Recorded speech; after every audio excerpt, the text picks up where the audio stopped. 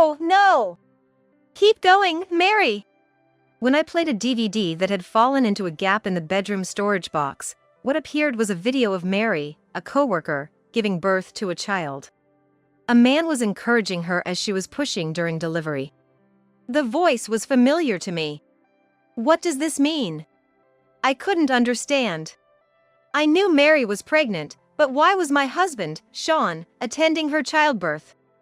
I was so shocked I couldn't even move from the spot for a while. How long had I been like that? I'm home. Sean's voice came from the entrance, snapping me back to reality. What's wrong? Why are all the lights off? I got carried away cleaning. Oh, is that so? Don't overdo it, we have our wedding tomorrow. Sean smiled kindly, and I felt a surge of anger toward him. How could he say such things, cheating on me with Mary?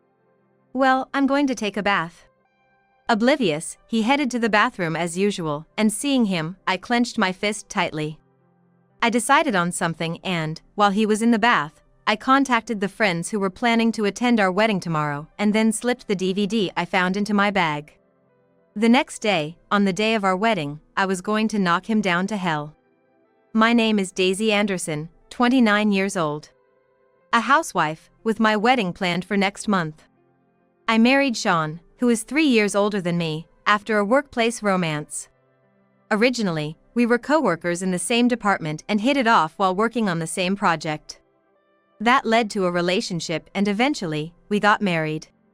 We were supposed to hold our wedding soon after our marriage, but we had to postpone the plan due to an epidemic and never happened until now. I had a strong desire to wear a wedding dress, but to Sean, it seemed the wedding was not that important, so it was hard to discuss various things for our wedding. Sean was what you'd call a good-looking guy who was popular at work but quite lax and sloppy in his personal life. Whenever I brought up the wedding, he'd just nod and say, "Yeah, we should think about it later," and brush off the conversation. Before I knew it, 2 years had passed since our marriage. I'll be 30 next year. I wanted to start trying for a baby soon, so after discussing it with Sean, I decided to quit my job. Both preparing for the wedding and trying to get pregnant are not things I should do by myself. Even though I wanted him to cooperate with me, it was difficult to fill the gap in enthusiasm between us. But learning that Sean's parents were looking forward to seeing me in a wedding dress finally got him to budge. I lost my own parents in an accident when I was only a student. So, Sean's parents doted on me like their own daughter, and I loved them a lot. They were also looking forward to their first grandchild. So, as a surprise, revealing my pregnancy on the wedding day would make them even happier, I hoped in my mind. Finally, the wedding date was set, and I had hectic days for preparations, but Sean was not willing to cooperate with me the same as ever. Sean worked, and I was a housewife. I understood I had more time, but I wished he'd offer more input. Sean wasn't very enthusiastic about trying for a baby either. In fact, during a bridal checkup, the doctor suggested he might have azoospermia. My eggs were plentiful and of good quality, but we couldn't conceive despite not using contraception, so the problem seemed to lie with him. The doctor suggested a visit to a major hospital, but Sean just mumbled, "Maybe some other time," and never followed up, as I had thought. Maybe he didn't really want babies? I wanted a child, but maybe Sean didn't feel the same. This thought made it harder to bring up trying for a baby, and our intimate times decreased. In the end, I almost single-handedly finished the wedding preparations. Sean never came even to see me try on dresses, just saying, "You're so beautiful, anything looks nice on you." The wedding planner tried to be kind, saying, "Maybe he's just shy." Many husbands are like that. But I felt Sean was taking it too far. The closer the wedding day got, the more Sean's business trips and overtime increased. I still had things I wanted to talk to him about the ceremony, but I couldn't get him to make time. He said it was a busy period at work, but I remember it wasn't like this when I was there. Well, office tasks change daily, and maybe things have changed since I left. I tried to convince myself of this and reluctantly accepted it. Days flew by, and now, the wedding is tomorrow. I wanted to have a quiet talk with Sean on the eve of the wedding, but he's working late again today. His regular hours are supposed to end at 6 p.m., but he said he's going out for dinner with colleagues due to the overtime. Shouldn't his coworkers be more considerate on the night before someone's wedding? I felt a surge of frustration but swallowed it and told him to be careful on his way home. As the eve of the wedding arrived, there wasn't much left to do. Thinking about cleaning, I decided to tidy up places I usually don't and stepped into the bedroom. Cleaning the floor and changing the bed sheets did refresh my mood. Then, I thought of decluttering the bedroom closet. The bedroom closet was shared with Sean, but since most of my stuff was in the living room storage, about 90% of the closet's content was Sean's.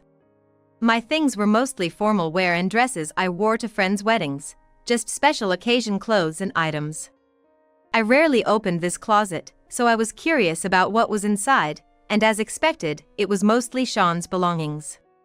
I sorted through, separating my things and deciding what to discard.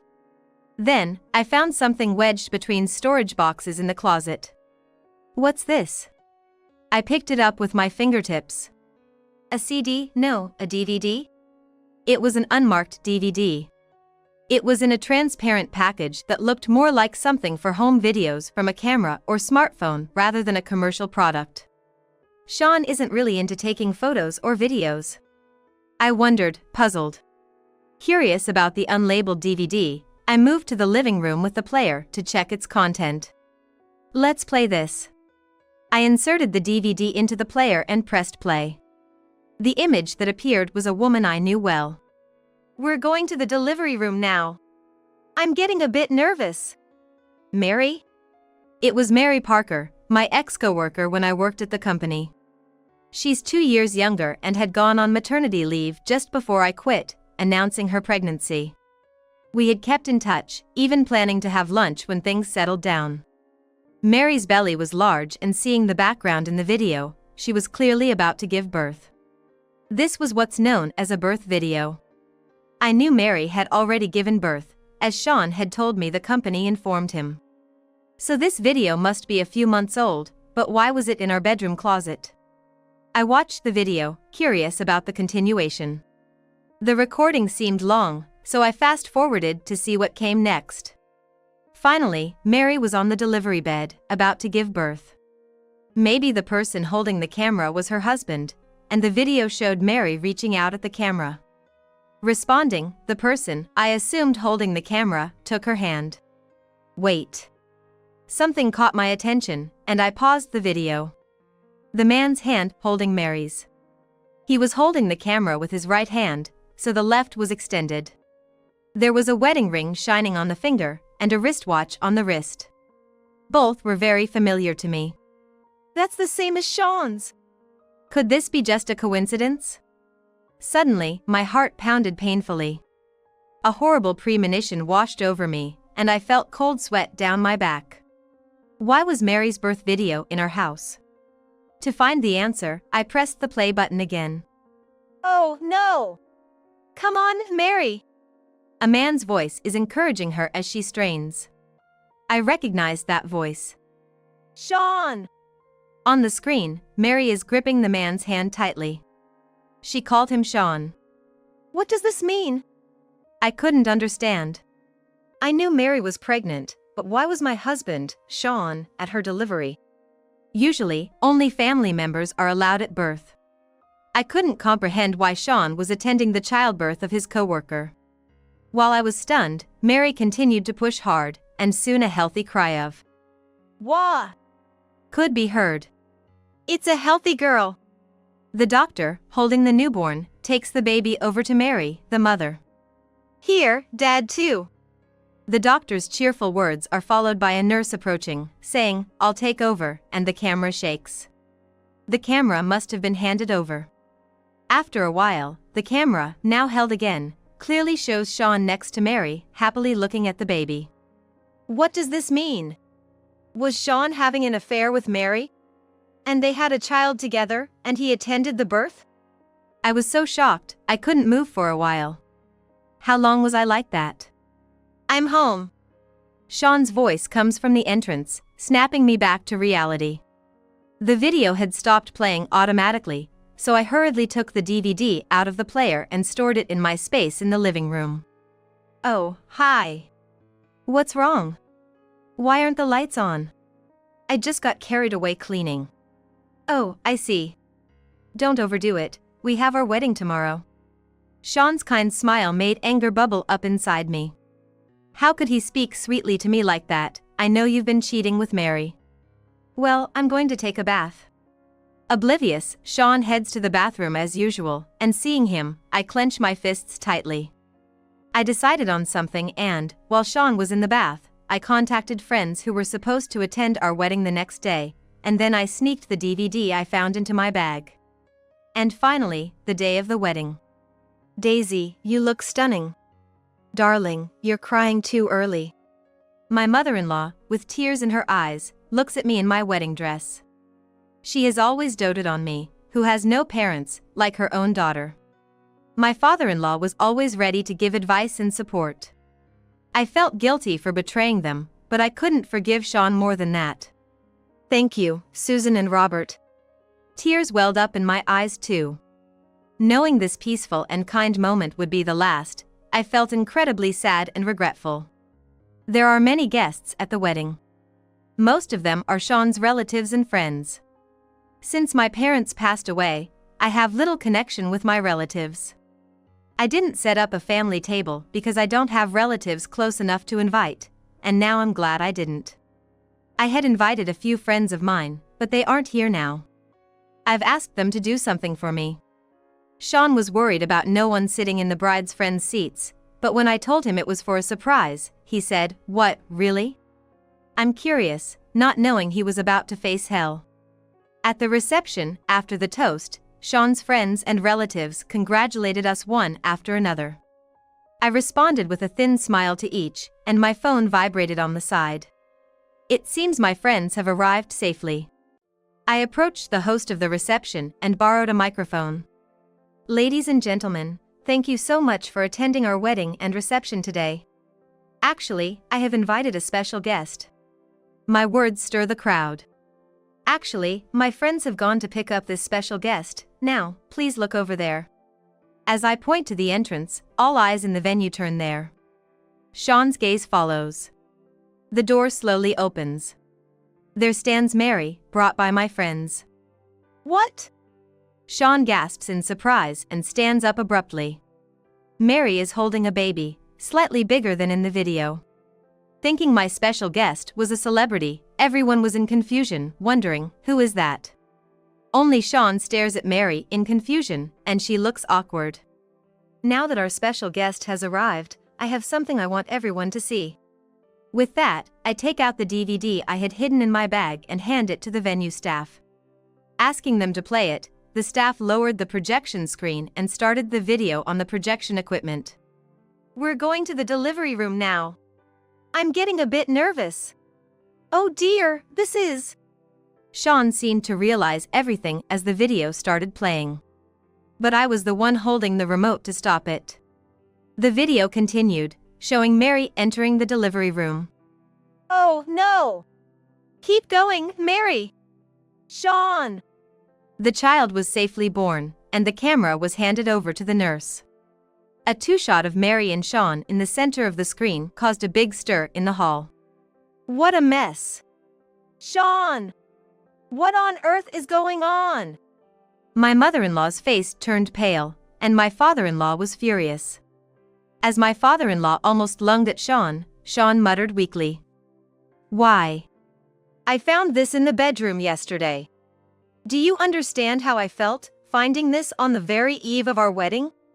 You didn't have to play it here, at a celebration. A celebration? How am I supposed to celebrate after such a terrible betrayal? As I yelled that, Sean bit his lip hard. By the way, that friend over there is a lawyer. What? You're kidding! The friend who brought Mary was an active lawyer. I had contacted my lawyer friend immediately after finding the DVD. She told me to keep it as crucial evidence and promised to help me fully when I said I intended to expose their infidelity at the reception. This DVD will be kept as important evidence. Mary Parker, the child in this video who has just been born, that's the girl you're holding now, right? At the words of my lawyer friend, Mary seemed to be looking for any excuse but eventually slumped and whispered a small yes. How dare you cheat on Daisy and even have a baby? I did not raise you to be such a pathetic man. My father-in-law, in despair, and my mother-in-law, crying out, were surrounded by relatives comforting them. Sean, the focus of everyone's attention, staggered. As if to deliver the final blow, I presented Sean with divorce. Please, divorce me. Wait, let's talk this through. There's nothing to discuss with you now. I'll make sure you and Mary pay a decent alimony. And you'll cover all the costs of this wedding. How can I? Do you know how much this wedding cost? You ruined it, so of course you should. After my shout, Sean had nothing more to say. Looking at Mary, she was crying, tightly holding her baby.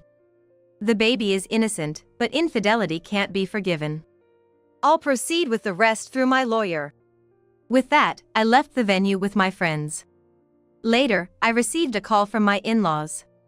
They said I might not want to see them anymore, but I loved them, so I agreed to go see them, provided Sean wasn't there.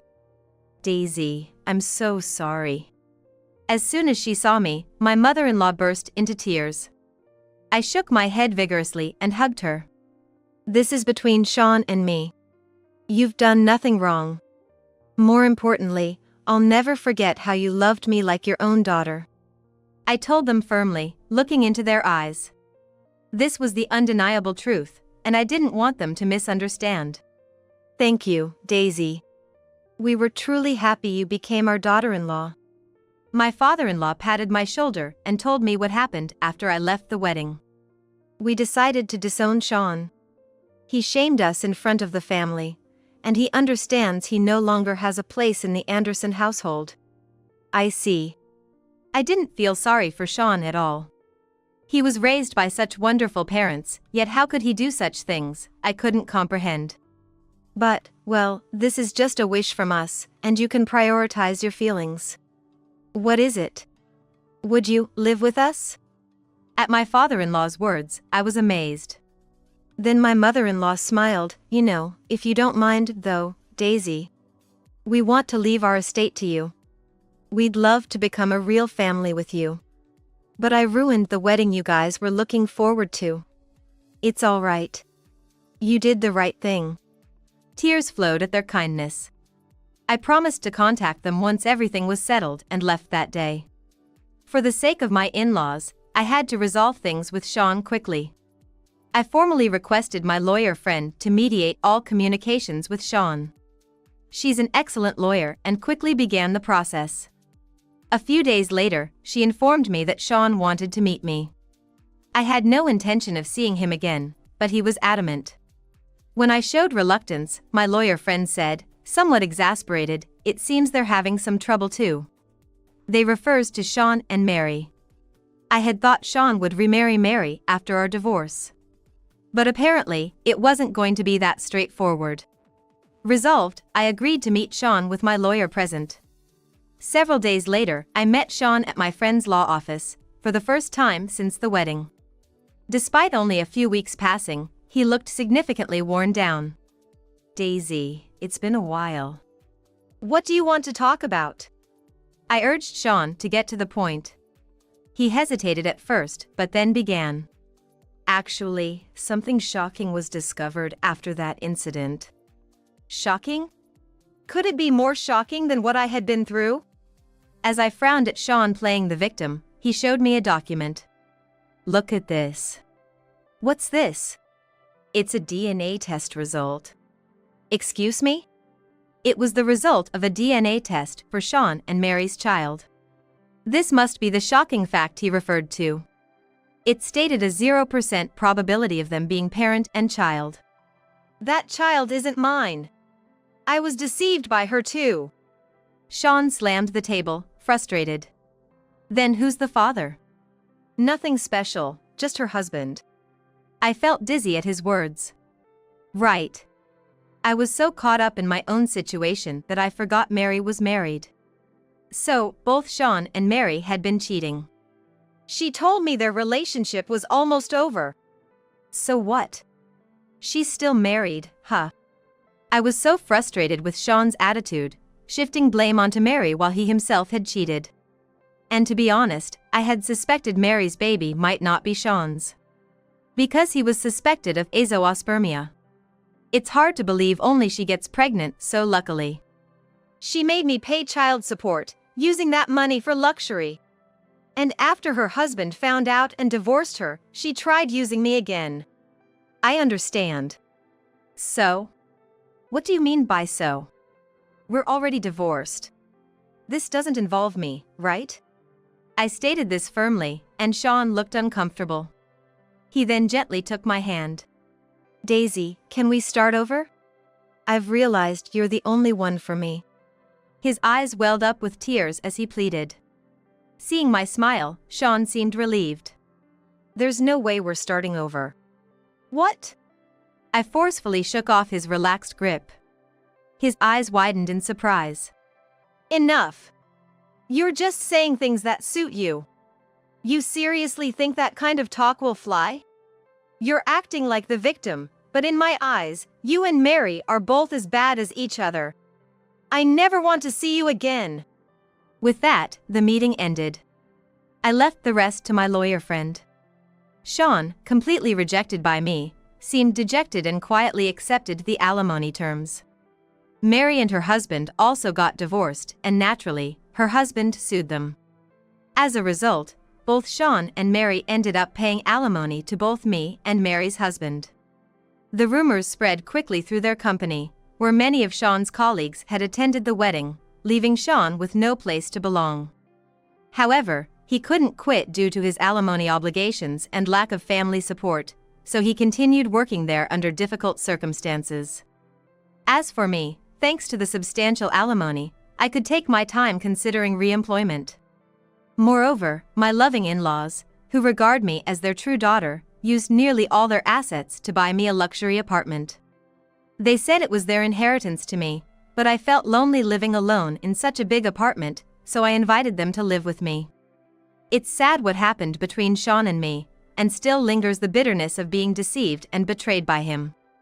But now, living peacefully with my kind and loving in-laws, I feel truly happy from the bottom of my heart.